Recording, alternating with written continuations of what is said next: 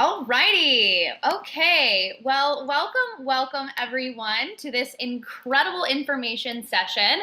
We haven't done one of these in a long time, but I'm so excited about this because it's a little bit different than we have normally done. So our amazing guest list, if you want to call it today, is of course the wonderful Mr. Nick Lequier from Mortgage Wellness. Hey, Courtney. Hey, Nick. Good to see you again. You as well.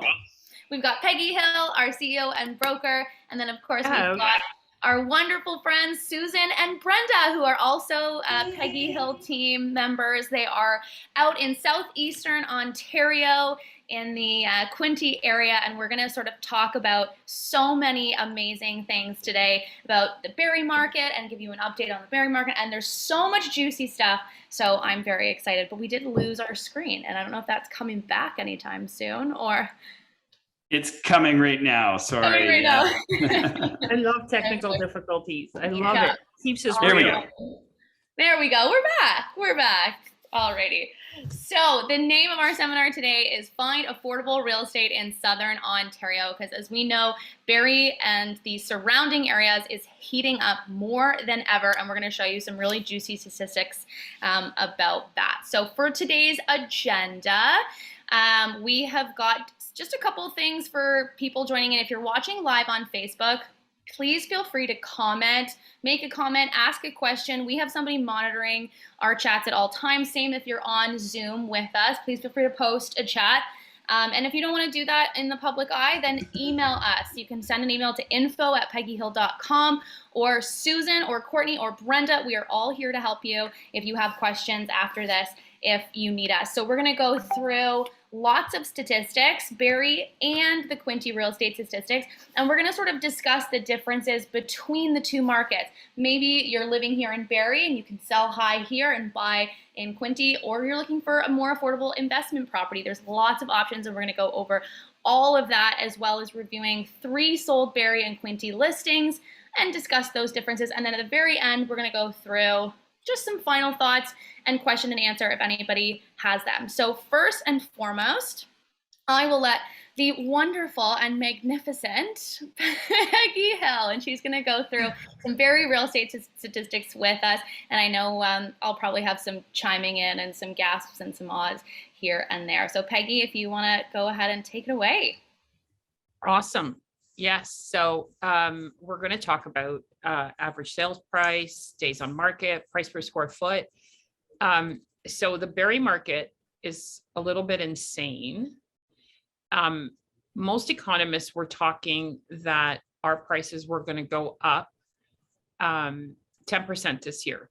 And lo and behold, they have. In the month of January, they went up 10%. So needless to say, I truly believe in my heart of hearts that we have probably seen pretty close to the top of what we're going to see. As you can see this chart,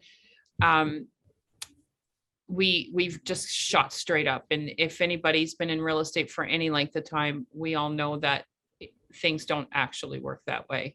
You know, we do shoot straight up at times, but there's always obviously a down portion to that too. And not to freak anybody out, not that I think the market's going to crash. I just think we're going to level out for a while because we can't sustain this kind of growth for any length of time. So Peggy, you think that's just going to sort of plateau from where it is, I would think, right? I do. I think we're gonna plateau, and maybe, you know, you might see 5% difference to the negative. You might, and you might not. You might see 5% to the positive, but I think this is kind of where it's at. I mean, we've seen over 100% increase since COVID first started. So since 2019, we had COVID in 2020, but just before COVID started in 2019, our average sale price was $457,000, and we're now sitting with an average sale price of $936,000. So, like I said, I don't believe that we're heading for a crash. However, I also don't believe that we can sustain this type of growth. So that's kind of what I want to tell you on that. And then what's the next slide, Nick? And days on market. So this is the one that everybody's paying attention to right now, Peggy. Like, everybody knows that they see a for sale sign come up. They see often a coming soon sign hanging on someone's lawn, and then they see a sold sign the very next day. They're driving home from work, the same house that they're like, hey, honey, did you see that? Oh, it's sold. And, everybody knows that, it's listed for one thing, it's sold for another. But what really drives that is obviously the exposure time, right? Like 8 days. And I was actually surprised to see 8 days. I was expecting to see eight hours, right? Well, and if it wasn't for the holding offers, because that's not a really true number, like the only reason why you see 8 days is because most of us hold for at least a week. So if we weren't holding for a week, you'd never see, that isn't true days on market. Like if you wanted to sell your house in Barrie tomorrow and you didn't want to hold offers, it would probably be 2 days. And most of the offers we're seeing, they're not coming in conditional on anything. They're not coming in conditional on finance. They're not coming in a conditional inspection. People understand they have to get their ducks in a row long before they go out shopping for a house.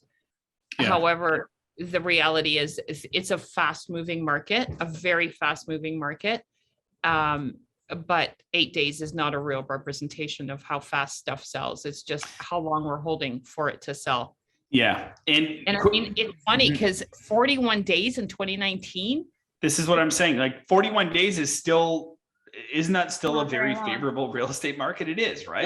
Yes, but I wouldn't even know what to say to my poor clients if it was 41 days on the market. And that's, a lot of my prior life was in restaurants, and we had a restaurant in the mall. And when, December was just nuts. And then January, nobody came to the mall. So we went from our highest to our slowest time all at once. And it felt like a shock. So even if we were to see, 20 days on market, it's going to feel like a real shock to people because we're just so used to such a fast paced market. Yeah. Yeah, no, it's a great point. So Courtney, you're one of the Barrie real estate partners. So I'll just ask you this, because I'm interested when we get to Brenda and Susan's market in Quinte, how this differs. But when you go into a prospective listing, so someone's called you and asked you to come out and look at their house because they want to list it for sale. Yeah. What's the seller expectation? Like, what's the seller behavior? Do these folks know that their house is going to sell in 8 days or less, and that they're going to be holding off offers and multiple offers and that sort of thing? Like, is that adapted now? People expect that? You know what is shocking is that people still don't know that. The average that's what I was wondering. Yeah, no, the average person doesn't understand. They understand that prices are really high, but they don't necessarily understand the strategy of how to get there when you're representing a seller. And that's the biggest thing that we go in and talk about how we can get them the most amount of money, what kind of strategy we're going to take to make sure that their home does sell strategically in 8 days on market. Because when you see that someone's posted a sold in 24 hours or sold same day or off market, like that's not a service to the client, because very likely they left money on the table. So, and we all get so angry when we see that. So angry because it's not a good thing. If you're like bragging about the fact that you sold a house in 8 hours, like you just did your client a huge disservice. So we feel that there's not for every house. Again, of course, every house has their own strategy, but every typical house in Barrie, your average subdivision house, your average townhouse, your average Ardagh Bluffs or Gregor or Pratt or whatever it is, that are all, pretty similar and have really good stats. Those ones, time and time again, it's a holding offer strategy, but we do have to explain that to the seller and show them exactly how we're going to get there with evidence, with market statistics like this, like days on market, like average price, because people definitely don't know. Yeah. And that's, that's really interesting. We saw in our office, we saw an offer come in under asking price today, considerably under asking price. Wow. And what I thought to myself was, that strategy, that whoever developed that strategy, their real estate agent, their strategy failed, because that's not the market right now. We're seeing over list offers in every circumstance. And if we see one below ask, then the strategy had failed, meaning like the price, it was listed at the wrong price, or it was overpriced, or they didn't hold offers. The strategy failed, because the strategy right now is that a home should be sold over asking, right? And it should be sold in 8 days or less. That's really what these stats say. And if a home is on the market for more than 8 days and not holding offers, it's likely that the home is just overpriced because there is way too many people out there in both Barrie and I'm sure in Quinte as well, that there are just too many people out there that want in, that any longer than 8 days doesn't mean anything's wrong with the house. It just means that it's not priced appropriately. Well, and in all fairness, buyers get so confused if they're not bidding up on a house. They really, they don't understand. I have no And they idea. question the strategy, right? They Like question it, it really and they're relates like, back what's to the wrong with strategy. this one? Yeah, like, so it's not, you know, and a lot of people say, oh, I don't want to play that game. It's not a game. It's how real estate is sold in 2022. Everything's changed in our world. This is one of the things that has changed. Either get on the bus or don't sell your house. But it's not a game. It's just a strategy. It's how we sell real estate in 2022. And unfortunately, not everybody realizes that. And my biggest problem with people that don't hold offers and that sell off market or sell in a day, it's like, you have just given up so much equity on the biggest sellers market we're ever going to see in our lifetime. We all know this isn't going to last. We all know that prices are inflated. We all know all that. But if you didn't take advantage of the one time that the universe opened up and said, here you go, seller, here's your seller's market, then shame on you, because we're never going to get gifts from the gods like this again. Like not in our lifetime. Like COVID was a once in a lifetime. This is the second once in a lifetime. Yeah. And one of those stats that we wanted to speak to is price per square foot, because one of the things that I always hear from your team, Peggy, is pretty sells. And you know where you usually see pretty is in small houses. So like we're going to be reviewing some listings tonight of really small homes that are really well finished that fetch prices that will blow you away. There's actually one, in fact, nice little single story bungalow with a single car garage, $1.1 million. And that's what drives this figure up that we're going to talk about next, right? Well, and a lot of times people say, okay, I didn't redo my kitchen. However, I have a steel roof. It's going to last for 50 years. Guess what? Nobody cares. Spend 1/10 of the price and get yourself some shingles and then do your kitchen. Unfortunately, the way things are right now, and a lot of people watch HGTV and they want to be wowed when they walk into a house. And the fact that it has a steel roof is only going to wow very few people. And you're not going to get your money back on that. You're really not. Yeah. So, you're not going to live there 50 years. No, that's right. They don't see the value. They just don't see the value. Yeah, exactly. So why don't you walk us through price per square foot here, Peggy? Because that's also increased, right? It's insane. So in 2019, and I mean, a lot of times price per square foot can be deceiving because it doesn't mean that the house has gone up exactly that much. It's just that's what most of the houses are selling for. But it's really the only gauge we have to kind of gauge where this market's going. So in 2019, which was a healthy market, like we were busy in 2019, things were selling well, and it was still a seller's market, yet it was $329 a square foot, and now we're $556. I mean, back in 2019, only high-end builders were getting $500 a square foot for a home. So now your average home is $556 a square foot. So that's drastic. It is. Yeah, absolutely. Okay, well, that was an awesome little recap of the Barrie market. If you want specific statistics about whether it's your street, your neighborhood in Barrie, if you're not in Barrie, but you're in Oro or Aurelia, we have all of the statistics neighborhood by neighborhood, and we can help you out. So definitely give us a call at the office or email Courtney at Peggy Hill or info at Peggy Hill for Barrie specific and Simcoe County area. But now we're going to switch to a really exciting real estate statistics in another part of Ontario, in southwestern Ontario, and that is in Quinte real estate statistics. I can't even speak anymore. So you got Quinte right. So I got Quinte right. Okay, good. Yeah. Yes, I did have to ask that to our good friends Susan and Brenda. So I will let you ladies take it away. We're going to be discussing the exact same things: average sale price, average days on market, and average price per square foot. And we will definitely talk about those differences as well. So I think our first slide up is average sale price. You got it. Now, and this is for the Quinte area. So, just to sort of touch back, you guys are in the Quinte area now. The Peggy Hill team is there with the sales partners that we have on tonight with Brenda and Susan. So maybe you guys can just sort of chat about that as well, like your entrance to that market and what's happening as well, right?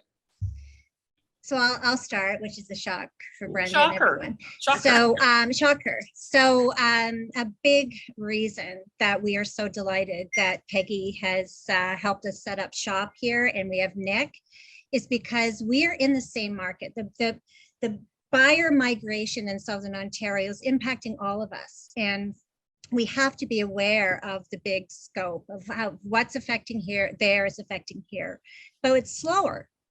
We're a couple of years behind. I mean, I love when we get on the meetings and I say, oh, this house went for 600 and everyone's passing out going, how did that happen? But you have to remember, in this community, it's smaller. It's not used to the growth. Remember back to, how far back do you have to go to say you can get a detached house for 400? 2019, ways. right? And one that you can move into and will be very happy in. So we've seen a tremendous amount of growth here, affected by the same, people leaving the urban centers and trying to decide where they're tethered. So usually when I get a buyer that's coming here, they're looking in London or Orangeville or Newmarket and here, because they have maybe family in different locations and they're trying to figure out where to be tethered. So this session highlights the reason why, having Peggy and her obsession with real estate, make no mistake, there is no one in the industry that reads and watches and learns and is always completely updated on what's happening. And the good news for us on the team is that it's filtered into a way that we can service all of these people coming into the area with such great information that isn't just about this house or that house. It's got a little bit of a backward glance, a little bit of a real comfort in looking forward to really help people inform the decision on, is this region right for them? So it's such a great partnership now that we're seeing buyers come through the whole huge region of Peggy Hill and all the way down now to Quinte. Yes. And Nick, same thing to you. Your knowledge is above all out there. Your thank you. team is incredible. They're responsive and they have the same style of customer service as us. So what partnership in real estate does not have the mortgage financial advice that you provide? Because this is a personal decision, but it's about money. So this is why when Brenda and I approached Peg and she said, of course, we love you, we're coming. But the value that I feel and the strength of leadership in this community to help the changes that are happening in this relatively small community that still can't believe that, there's 2 new home developments happening with 300, 500 homes in a place with 50,000, that's substantial. Mm-hmm. So I love that I'm here now, having been in the business, 20 years now, I guess Peg and I around the same time, but we've seen so many different markets and our job is to promote and protect the market. And so the more knowledge, the better. And the bigger scope, the better, right? I totally agree. And it's great partnership too, being Barrie and Quinte. Like Brenda and I went to a listing appointment here in the Barrie Innisfil area. They want to sell and move out to the Kingston area. And Brenda and I are working seamlessly together to help those clients. So it's a really great partnership for sure. Awesome. It totally makes sense, because when you think of the distance and you think of everything that Quinte has to offer, and you think of the distance to Toronto or to wherever, it's not really that far. And the other thing is that, getting back to work in 2022 doesn't look like you going to the office every single day. That those days are gone. That's not coming back. And Sue, I think you were saying how long of a trip it is on the GO train to get. Oh my God, 2 glasses of wine, Peg. 1 hour and 40 minutes from Belleville to Union Station. Yeah, it's incredible. And we can't forget that. And there's a whole exodus here too. Long before COVID, it's called We Left the City. It's a whole population of people that jump on the train maybe 1 or 2 times a week but the rest of the time they work remotely. So this location, it used to be if you're not an hour to a Jays game, you're in the boonies. Well, we're closer to Ottawa. There is places other than Toronto. We're at Kingston. Brenda's a specialist in Kingston. It's a gorgeous city. So when people come here and they start to realize, it's okay to shift your life here a little bit. But again, we're giving them such a great overview of the market, Ontario, Southern Ontario, why that it helps them understand that it's not just an emotional attachment, but it makes sense financially. Okay, so Bren, do you want to do the stats? And don't forget to tell them about the wineries, Sue. Oh my God. So, well, and then I'm going to let you do the stats, Bren, I promise. I'm not a stats person, so. So the thing that what we have to also remember is our region comfortably for us is Brighton, which demographic, mostly people over 55, beautiful, quick access to the coolest place around, which is Prince Edward County. So I always tell people that are moving here, if you don't want company, don't come here. I see my son more now than when he lived 15 minutes from my house. So we have the county, we have wineries, we have craft beer, we have the beautiful beaches and trails and foodie and culture and all of this on the other side of the bridge. So this is seriously cool on this side because we are there in 15 minutes. Then we have Trenton, of course, the largest air base in Canada, I believe. Beautiful community of very, very tight military families, lovely, lovely culture. Napanee, Sterling, Foxborough. So the growth is happening to all of these areas because you're 15 minutes to a hospital pretty much anywhere, 15 minutes to the amenities that you need, and 15 minutes to get to the coolest little place in Ontario. So the draw is huge and we expect the growth because Brenda and I are typical. I came here for family. My great grandparents immigrated here. My dad was born here. You have all this history of visiting. I came here, Brenda came here for the same reason. And the theme that we're seeing over and over again is that's what's bringing people back to where they're from, right? So it is seriously beautiful, but the best part is the market is changing at the same percentage as we're seeing in Southern Ontario. We're just lagging behind. So our prices are cuter. And what I've seen here too, and Sue, people that are listing here, they're not listing to move up. And I don't think, I don't know in Barrie if people are listing their homes to move up like they would have 5 years ago. They're listing because they're moving out. And then people that are moving in are people from other areas. So we have people moving down east. We have people moving in from Toronto. So it's the market isn't the average person that, has 2 more children and they want to increase the size of their home. And even at this escalated market, you can see from 2019 to 2020, even at the escalated market, like, I think about communities like Aurelia and Midland and those sort of things. Like Aurelia has escalated beyond the 2022 numbers of Quinte. Like for sure, right? Like, we don't have those stats here tonight, but we can find them and I guarantee they're higher. So, you look at that 2019 number, it's really, really attractive. But hey, the 2022 number is really attractive as well. Yeah. And Courtney is a real estate nerd like me. And I know what she's thinking. She's like, I can go there and probably find a triplex for a really good price or something like that. Where, if I want to sell my triplex in Barrie, cash out and move down there. So, there's some people that are probably listening to this meeting think, I don't want to move down there. But like, even if we're talking about investment, you're going to see some of these opportunities when we get into the listings next. There's some incredible opportunities in your area. I have a sixplex for 1.8 or was there it? You go. Yeah. And I wouldn't even hazard a guess as to what a sixplex would be worth in the Simcoe market right now. Well, and Aurelia in January. So from December to January, Aurelia saw an influx in the average sale in their average price of 40+%. Yeah. 1 month. In one month. in Yeah. 1 month. So that's why we wanted to bring this presentation to Yeah. people tonight, Mhm. is to kind of show them where there is opportunity, because have no doubt that these prices are going everywhere. Like, we're not just going to see increases in Simcoe County. I think this is a pocket, maybe a sleepy little pocket where people maybe not necessarily had thought of before, which Yeah. was why we wanted to bring this to you to say, hey, look, you can still get in here, get in before it's too late, basically. Well, You and the got it. people in this area don't make the income to support those prices. Like, they just don't have the industry here, the income. No. And actually, most one of the people things that we're make going to be minimum going, wage, or, under $20 an hour. They Right. don't have the income that, someone from Toronto makes that's going to live in Barrie. They Yeah. just, so the Well- younger generation is really, it's one thing that bothers people that grew up in this area, is their kids can't even afford to buy a house now. And you that's know. how it is here too, Our Brenda. farmland, everywhere. yeah, well, it is everywhere, yeah. It's exactly.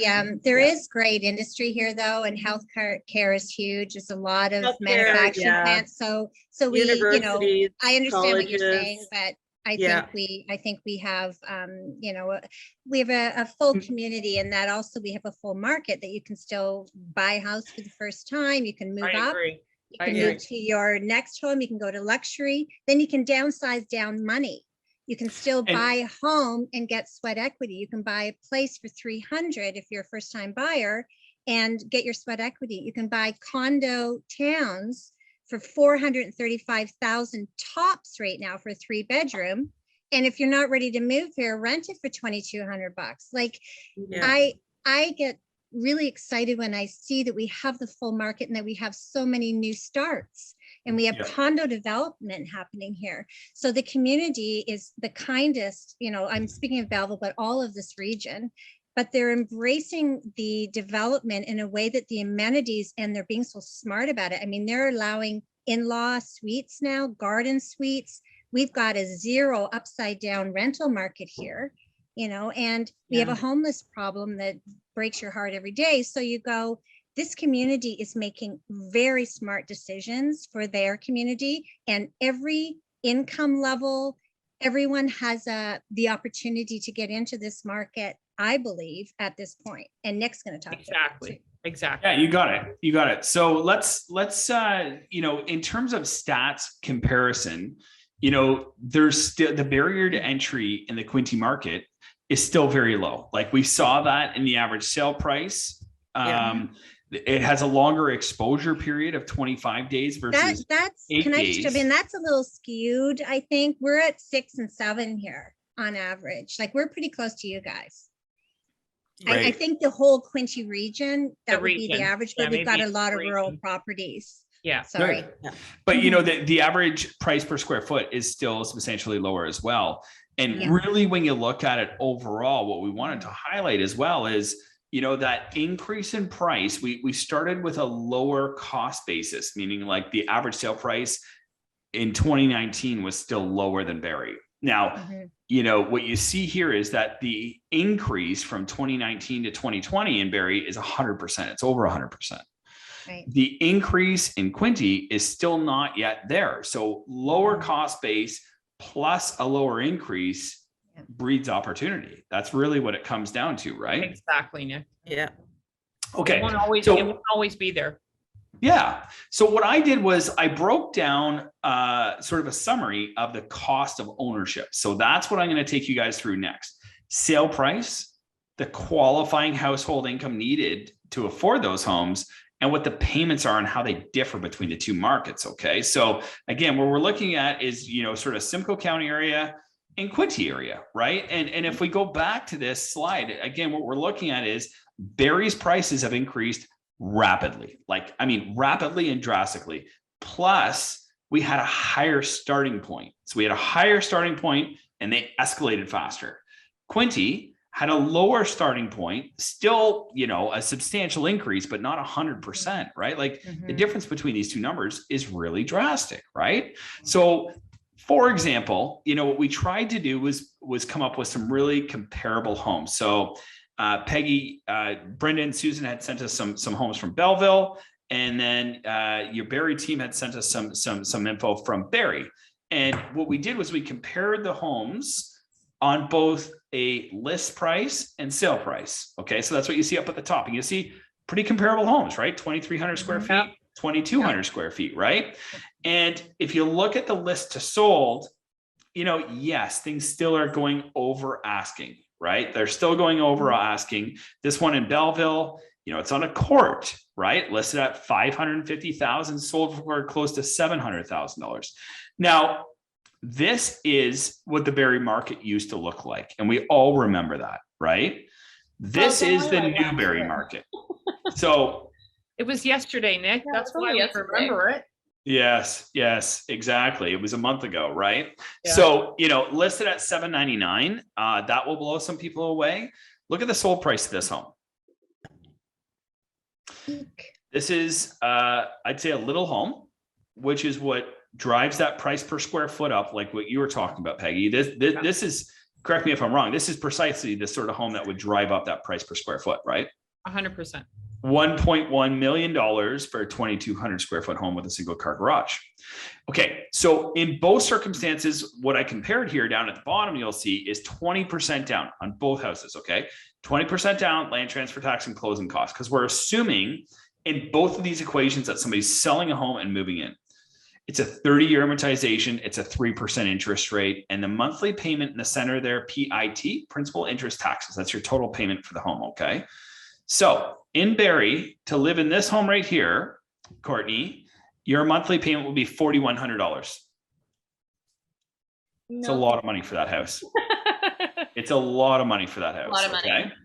Now, if I told you that the same house in a different area was about $2,600, we can all get behind that. Yeah. Right? That's a reasonable payment that we can all get behind. This is a very difficult payment. Like me as the mortgage guy, you know, we're talking about these payments with buyers every single day. And, you know, two working individuals, one is a nurse and one is an electrician. This is a heavy payment for a family in that situation. Now, when you throw kids and car payments and that sort of thing into the mix, it gets heavier. Okay. So the minimum household income for both of these equations, you see how it differs. Okay. I'm going to start with the Barrie one. The household income required for this situation, this home, this mortgage, this payment is $134,000, provided there's no car payments and no debts. Okay. If you throw two car payments and a couple of credit cards in there, you're going to be pushing $200,000 household income to buy this home. That's nuts. Wow. So we go over to the Quinte area. And your house Okay. poor. We go over to the Quinte area. Yeah. And you know, what we look at is a comparable home with a single car garage, right? And the sale price is a really modest $691,000. And the household income required for that house is below $100,000, $83,000. So you see how substantial this difference is. Again, we're starting with a lower cost base and we're dealing with a smaller increase. So, you know, let's take a look at a townhouse. So this is pretty amazing. Courtney, can you believe we're here? Peggy, what do you think? No, Look at this Barrie one. it's insane. Never. Never, ever. Never. This is why you're ahead of us, and we're saying never here. You picked Yeah. the shiny, pretty one, which is what we were talking about, right? A lot of towns go well under 5. The newer ones are definitely climbing. That it's jumped in the last 2 weeks again. Yeah. So, but you know, again, if you look at that bottom line, okay, the household income required, Barrie still sits at 30% more income required to afford the same home. Okay. And that's with 20% down, Nick. So like, Yeah. it's pretty much making it impossible for a first-time buyer. And I heard a stat the other day that Yeah. 30% of first-time buyers are now buying with a gift from mom and dad. That's Yeah. where the money's coming from. Yeah. because- I would actually, like, you know, not fact my guess. I would say that, like, you know, 80% to 90% of our first time home buyers, the clients that we see, Yeah. are buying with a gift from mom and dad. And there's really a few different ways to do it. We've done seminars on it in the past. If anybody wants to rewatch it, just let us know. We can send it to you. There's essentially 3 options for those kind of scenarios. Number 1, mom and dad gift the money, they never get it back, right? Number 2, mom and dad lend the money and they charge an interest rate on that money.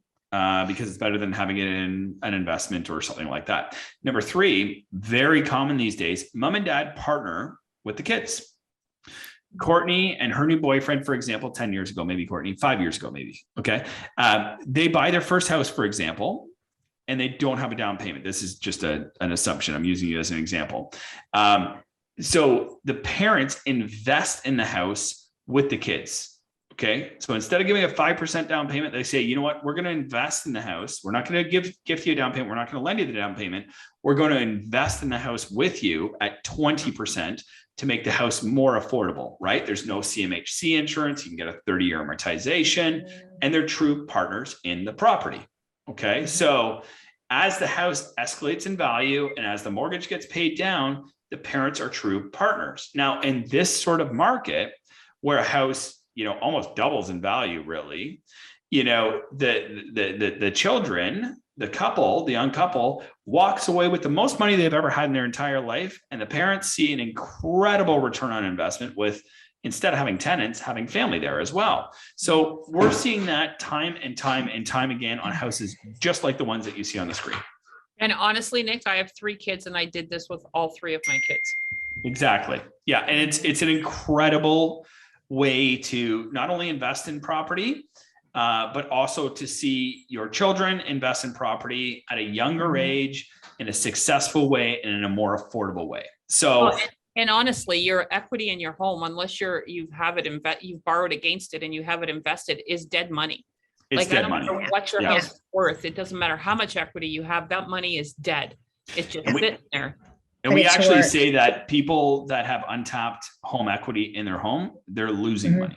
Like they're literally losing money because they're, you wouldn't let $200,000 or $300,000 sit in your top drawer, right? You'd invest it. So the same is true for your home equity. So, that the one on the left in Belleville listed at $549, that's a great price. Sold price $671, blows people away. That is a great price for that home. Like really good price for that home. Household income required is $75,000. The monthly payment's $2,500 and you need $150,000 to get in. So if you're moving from another area and looking to downsize your mortgage or just simplify life, this is the house, right? Now you look at the one on the right and we're not talking anybody out of the Barrie market. This is still someone's dream home and someone will still make money on this home, because they have a great mortgage rate that's going to allow them to pay down their mortgage over the next 5 years. And they may see, marginal increases to their home equity like we used to see, 5%, 5%, 5%. And there's nothing wrong with that, right? If you made 5% on this house right here, you'd make pretty darn close to $50,000 every year. Yeah. So Peggy, maybe you can just comment on who would be buying this house in your opinion. The Forsyth house? Yes. Well, it doesn't work for investors because it wouldn't cash flow. So you'd probably have either somebody who's downsizing, I would think, or a first-time buyer who's got the 20% for mom and dad. Because even though the payments seem ludicrous at $3,400, you're going to pay almost that to rent that house. Yeah. And this is going to be my point, right? So even if it's not an investor, Peggy, try and go rent a house like this today in this market. No. You just won't. Now, would you say a lot of people that would be looking to buy a house like Forsyth on the right-hand side are coming from outside of Barrie? They're coming from Toronto, or are they within Barrie in your opinion? I would say that there are a lot of people coming from outside of Barrie because it's the only, and again, what you just said, we're not trying to discourage people from buying in Barrie.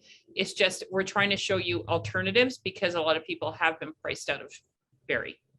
Yeah. Yeah. And here's another great example, right? So Crawford Street, Barrie, $971,000. I actually think in this market, this is a really good deal. 3.5 bedroom home, 2.5 baths. It's like a raised bungalow sort of thing, big yard, great area of Barrie. In our market, this is a very, very good deal. Some people may look at this and say, this is way too expensive for a townhome. This is a very nice townhouse as well. Very nice in this market. And a great but this is a great deal in this market. Also, if you go to go back. Yeah. So this townhouse is 3 beds, 2.5 bath, 1,150 square feet. if you go to the next slide, the only has, I don't know what 3.5 beds is, maybe like 3 and a den, but it's the same number of bedrooms, same number of bathrooms, and the same number of square feet. The only difference is that it's detached and doesn't have people on either side. But I would almost argue that Forsyth is a better street than Crawford. So Yeah. it's just interesting. They're similar prices, but people kind of freak out because it's a townhome versus a detached. I can't speak for the. Yeah.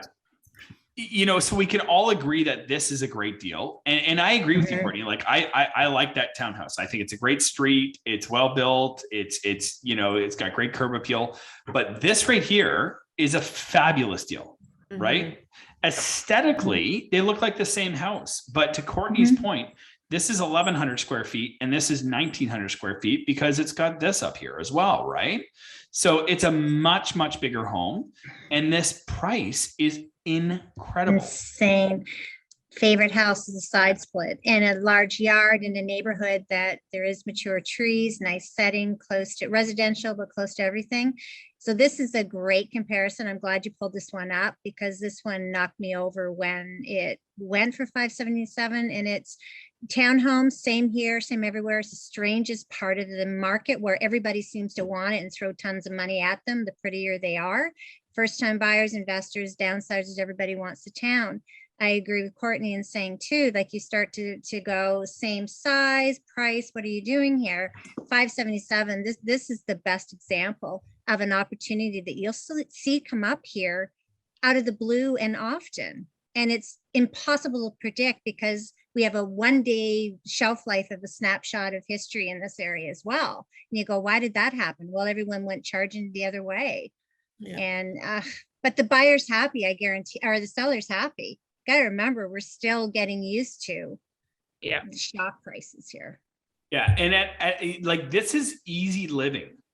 Like this is easy living. $577,000.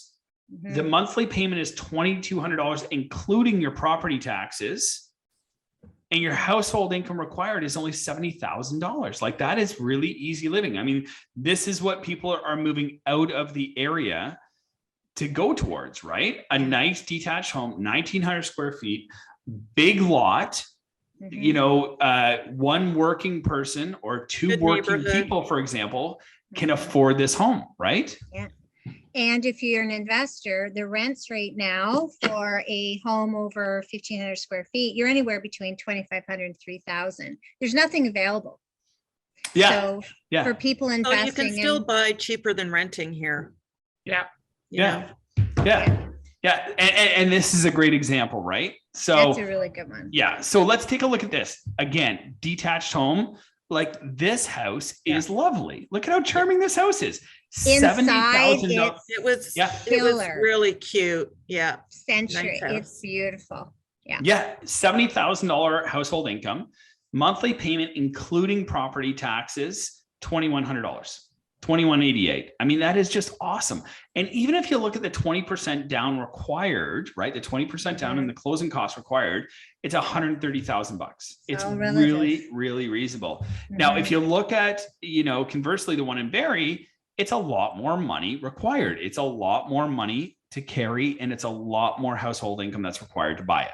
So, it gives you a really good depiction of, what the Barrie market is doing and where the opportunities exist. Again, even as an investment, like this is a great investment. And Peggy, I think you would buy two of these, right? 1,500 square foot, 3 bath, cash flow all day long.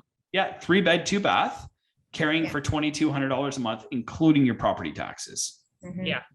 And maybe Susan, can you just tell us just really quickly about the rental market down there? Like, do you have an idea of what this sort of home would rent for in that market? Is there a demand for it? Huge demand. I mean, we have no rentals here. We have absolutely no rentals in Trenton. I think we're at the point where people should look at if their kids are coming to school here at Loyalist or even Kingston area, they should be buying something because it's cheaper than putting them up somewhere and you'll have something at the end of it. But no, the 1 bedroom condos now are going for 1,700 plus and there's nothing available. I had to go back a year to find any.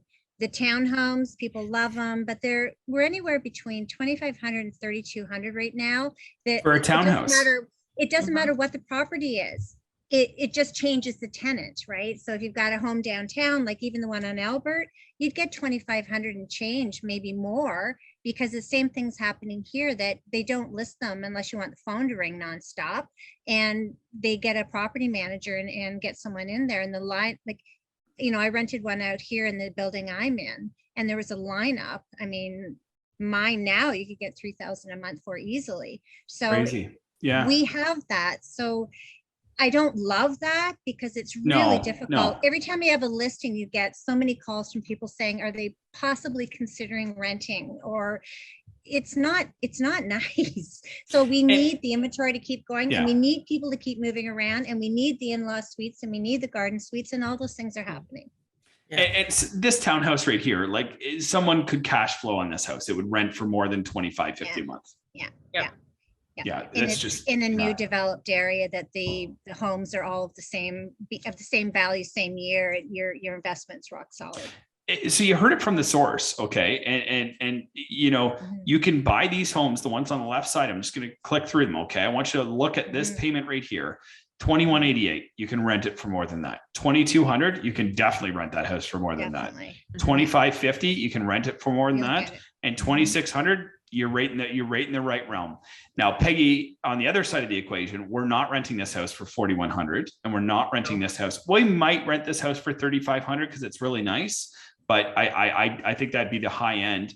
3,500 and 3,400. We're not renting these houses for $3,400, $3,500, $3,300, which is pushing the buyers of single family investment properties right out of the Barrie Simcoe market, right? Well, and the only thing that I can tell you in the last 20 years that I've been in real estate, that our saving grace has been that it's always been cheaper to buy than rent here. And now that's changed. Yeah. And what we're seeing as well is just, those single family homes, people still want to participate in purchasing them because they believe that they're going to increase in value. And Peggy, you've heard me say this before, and Courtney, you and I talk about this all the time with clients. People call our office and say, how much would I lose on this house every month if I was to purchase it as an investment property? How much would I lose every month? Yeah. Right? So think about how that conversation's changed. Whereas in the Belleville community, the Quinte community, look at these prices. And, we went through the fact that you can still cash flow these homes. So, if people are listening and they're looking for a place to invest, I think you just found it. Like, one concept is moving. The other concept, frankly, is investing, right? Yeah. And there's a whole other, sorry, Peg, there's a whole other market too of people I've spoken with when I had the condo next door for sale. A lot of people that are planning to retire here, and I kept encouraging them to buy now and rent it until you're ready. And we've doubled. And it's, hindsight's 2020, but we could see this coming. In my opinion, coming from where I came from, we were undervalued here, tremendously undervalued. Tremendously. A lot of stigma in a small community, a very tight real estate community that have lived here maybe generations of the same family. But what we're seeing with fresh eyes is, this is a gorgeous neighborhood. This condo building I'm in is incredible, and even though the fees are crazy, but I know what is out there, and I know what condos are, and I know why we pay forward on fees. So I think this is such a great example of, there are 3 buyer pools that are out there going, I could go here, here, or here.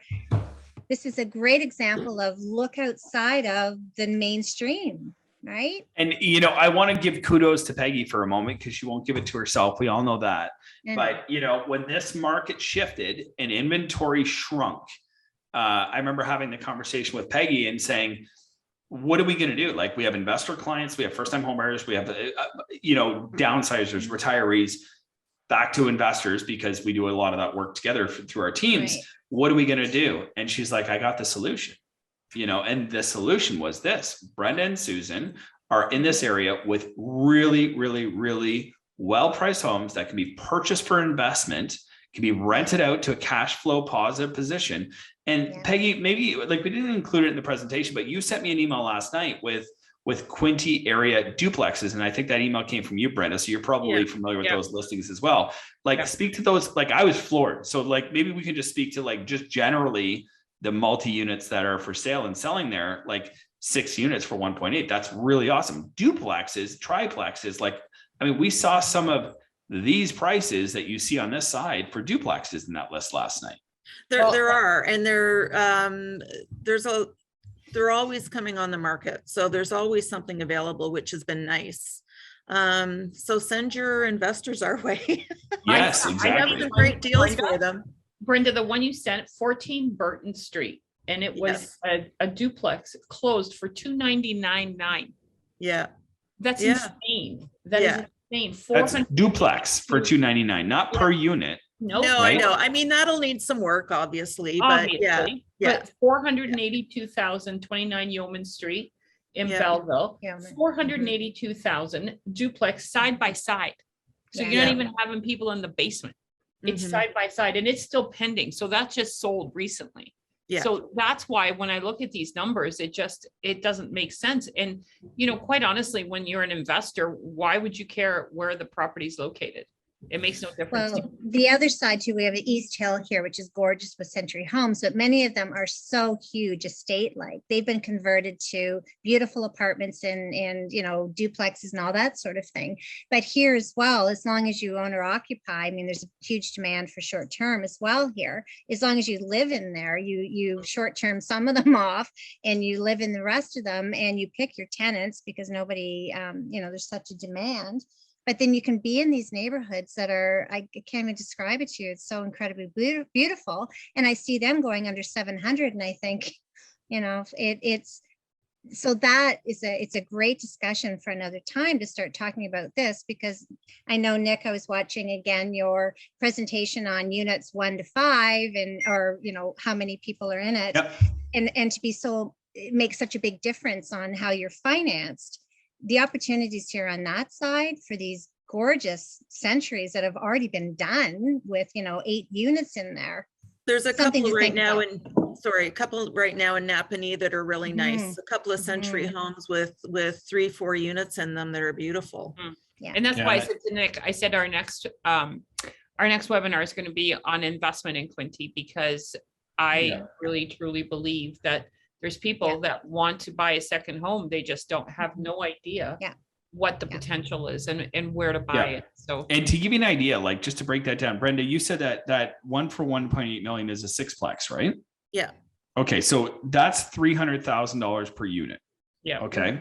In Barrie, you'd be lucky to find it at $400,000 per unit, which would bring the price of that property from 1.8 million to 2.4 million. And you'd probably be looking at more like 500,000 per unit by the time the bidding wars and everything else end, which means that your $1.8 million property is closer to $3 million. So, you know, it works on all levels, right? Like you're not getting the cash flow, it eats into the appreciation. You're not getting the principal pay down because everything's higher, right? So watch out if you're listening tonight, watch out for part 2. We'll be having an investment series for this area where we'll showcase all kinds of great properties for investment. I mean, these ones also commercial properties, you know, storefronts in like downtown Napanee with 2 units above, 2 apartments above. There's quite a few great opportunities that pop up. That's great. That's really great. So Courtney, I think we have some questions, right? We do. So thank you. We do. We have some questions. I'm very excited. I love it. Better not be math or hard. Yeah, it's very hard, and they're all math, and they're all for you. Okay, so actually, since we were just talking about Quinte and Belleville and all those areas, we did have a question from someone potentially about what about the Brockville market? And Brenda or Sue, is that somewhere that you both service? And are you? I was in Brockville yesterday. Okay, great. And so are you finding, the question really is about the Brockville market. Are you finding similar, the way that the Quinte market is functioning? Are you finding it the same in Brockville? Is it any different? It's not much different in Brockville and in Cornwall and out that way. That the problem again is inventory. There's no inventory. So I don't have numbers on averages there, but certainly it's the same issue there Same in issue. Brockville. Yeah. Yeah, but they would definitely much more affordable. And Brockville's Mm-hmm. a beautiful city. They have a beautiful waterfront, you know, Mhm. for people that are thinking of selling and moving Brockville way. Perfect. Yeah. And whoever asked that question, if you're over on Facebook, I'm sure Brenda would be more than happy to answer your question specifically about the Brockville market. So you can email brenda@peggyhill.com and she would be more than happy to dig into that with you further. So our next question is probably a Peggy question. Do you see the market normalizing anytime soon? And when I say that, I mean all of the crazy overbidding. So maybe not necessarily in terms of prices, but all of this crazy multiple offers and bidding. Do we see that normalizing?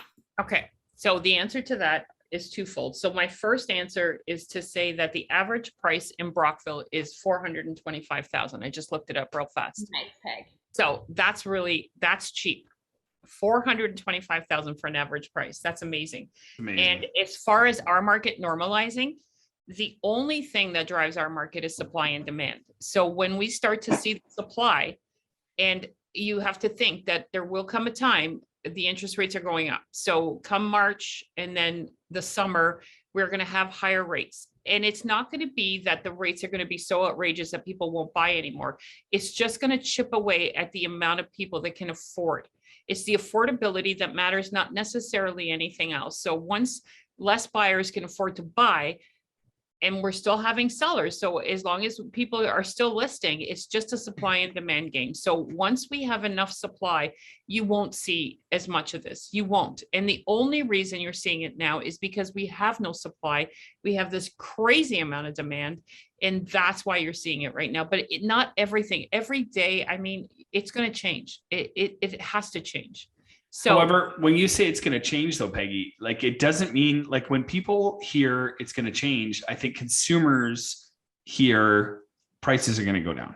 And that's not necessarily what's going to happen. no. Prices will plateau, behavior will change is I think what's going to probably happen, right?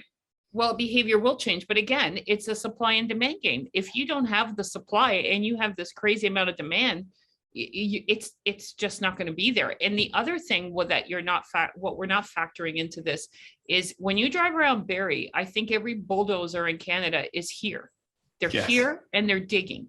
So once the supply starts to come on, it's going to be a relief. And really that's what this market needs now is some relief, because we have been so crazy for so long and with not enough houses for people. And that's the only thing that's going to change it. I do think as well that there's a large amount of those new builds, whether it's a new build town, a new build, whatever, any kind of new build where they're digging and going to be ready in the next few years. Yeah. So many of those people that buy those new builds are speculative investors that are looking that as soon as they take occupancy, those homes are going to be on the market because they are definitely going to make a profit from when they and even the builder 100%, hanging on to that. Courtney. Like it's not families. It's not families. No, it's not. And I know this for a fact because we'll get an email from a builder that says reserve now, and you put your name down and you never ever hear from anybody. It's because their friends and their investor buddies have bought 20 and 30 of them. So the general public is never going to see them. They're never going to see them, but these will be for sale. I promise you the second they close. And the other thing I can honestly tell you, we put out a market update once a month, and I encourage you to stay tuned with it because we see the shifts coming long before anyone else does, because we're involved in so many multiples. And so we sell so many homes, we can sense the shift before it happens. So if you're worried about, this missing the market or what have you, just stay in touch with us and we will let you know. Because like I said, we see the shift coming long before it happens. Yeah, and this actually is a really good segue into our last and final question about it's essentially saying if prices are inflated, then aren't they bound to go down? ?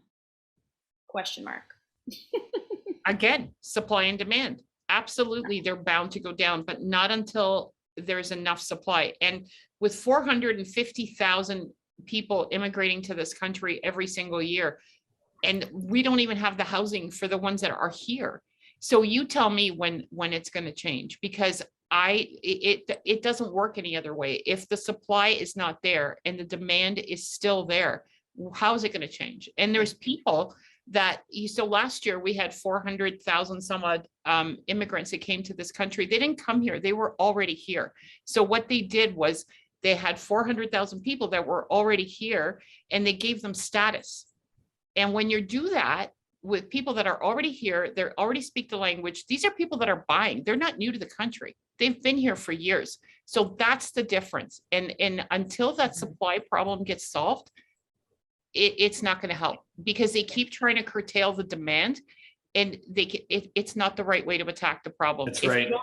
If you don't have enough cars, you make more. You don't start jacking the prices up to where people can't afford them. Yeah, or say that you're only allowed to drive your car 8 hours a day and 50 kilometers, right? Exactly. Like government intervention on demand is not the answer. No. It's never the answer. And it's not going to help. And we've all seen the articles. Like, I mean, you know, you see them every week. I mean, pay attention to the numbers in them. It's staggering. 2.5 million new homes required to meet current demand, not future demand, current demand. You know, they're building a new public school, elementary school in my area. And I remember going to the town hall, and some people in the area were saying, okay, well, will our kids be included? And what about the kids down the road and in the other area as well? And the superintendent of business affairs, you know what he said? He said, this school that's opening in 5 years will be built for current population demands right now. And he admitted that by the time the school opened, it would open its doors day one with 10 portables in the backyard. That's insane. Right. And the same is happening with our real estate community. Yeah. So to curb demand, the only answer is supply, and they cannot build. I mean, like you say, Peggy, there's no community, I mean, that I know of that's building as fast as Barrie right now. You drive every single corner has a crane or a bulldozer on it. Yep. But that's still not enough to curb demand. So I think what's really important to answer the question as well, Courtney, is, you know, to predict a potential decrease, we have to look at the increase. Okay, so you saw those numbers, and Susan, I'll use you as the example. Okay, so Susan, you own a home in Quinte right now, let's say. Okay, and the average home price we saw was about $700,000. So we're going to say your home's worth $700,000 today. Now it goes up next year to $850,000, and you're cheering. Okay. But you've owned that home since 2019. And as you saw in the statistics, you bought that home for $450,000. So you're very happy. Now, can we all agree that the home that went up to 450 and went to 700, we were celebrating? It's at 700. We were jumping for joy when it went to 850. Okay.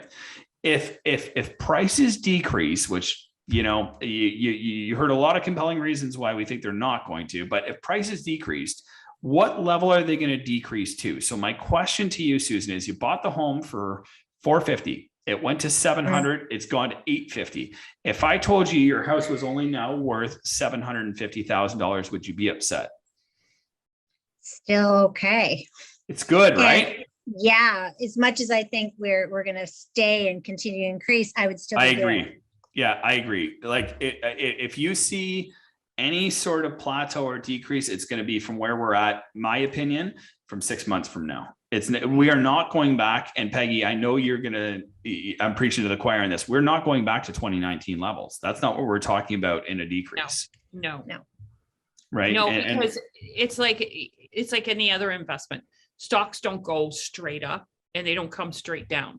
They build plateaus along the way. So our next plateau would probably be fall of 2021, those prices. And then if we were to break that plateau, then we'd go back to January of 2021.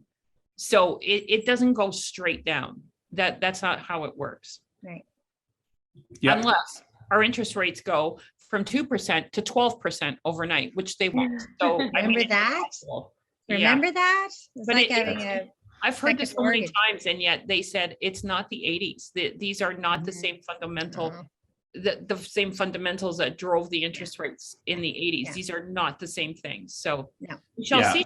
We shall Yeah, see. and you know, you'll like, I'm publishing a video on rates tomorrow, so I have it sitting up in front of me right now. A first-time home buyer or somebody with less than 20% down. You know what the 5-year variable rate is today? What's that? 1.2%. I was gonna say 1.25. That is Yep. insane. Right. So the 5-year fixed rate is 2.74%. We are now at a point almost across the board where a fixed rate is double what a variable rate is. Double.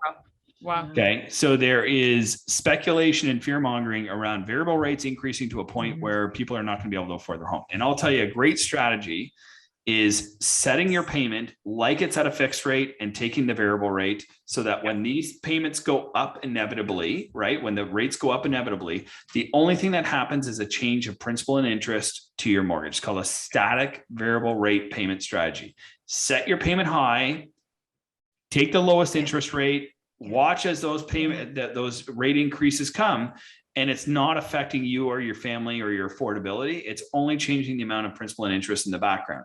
That is a mortgage strategy. And that's what everybody needs to be focused on with interest rates. And if that scares you, take a 5-year fixed rate at 2.74% and you're locked in. And if that scares you, there's 10-year fixed rates in the 3s right now. 10 years fixed. They'll carry you through to 2032 with an interest rate in the 3s That's right crazy. now. That's crazy. So there's, you know, what I would say to everybody that's listening to this info session is, don't get scared by interest rates. Do not get scared by interest rates. Even increasing interest rates, I mean, there's going to need to be far more government intervention to curb any sort of demand in the real estate market, like in a huge way. Yes. And they're not going to double, and they're not going to triple, and they're not going to quadruple. I 100% agree with everything that you just said. Yeah. Yeah. Yeah, and in all honesty, Nick, correct me if I'm wrong, but I have clients that have ridden the variable rate for the last 12 years, and I'm sure that they are on the, you know, on top of the world, because they never took the fixed rate and they've been riding the variable rate. And I think sometimes that the variable rate gets such a bad rap because I don't think the banks want you to take it, because why would they? They don't make any money. So really think about it. I don't think if you did the math for the last 25 years, you'd still come ahead if you were variable as opposed to fixed. We just refinanced our house and we took a variable over another fixed. Yeah. And that's the strategy, you know? And you Agreed. can always Okay, lock well, in. I have to wrap all you chatty Cathy's up Patty over Cathy. here. It was Brenda. Yeah, it's all Brenda. Yeah, it's all me. Well, thank you guys so Thank so you. much. This Thank was such you. incredible Thanks for having me, guys. information. Thank you, Let's Nick. Do for this again. all you guys. Condos. Thank We you. will, Windows. for sure. Thank you everyone so much. You can reach out to any of us at any time on our website, and you can reach Nick at Mortgage Wellness as well. So we're all here to help. Please don't hesitate. Even if you're not thinking of moving for 5 years, give us a call. Thanks, Courtney, you're the guys. best. Thanks, Court. Thank you, Courtney.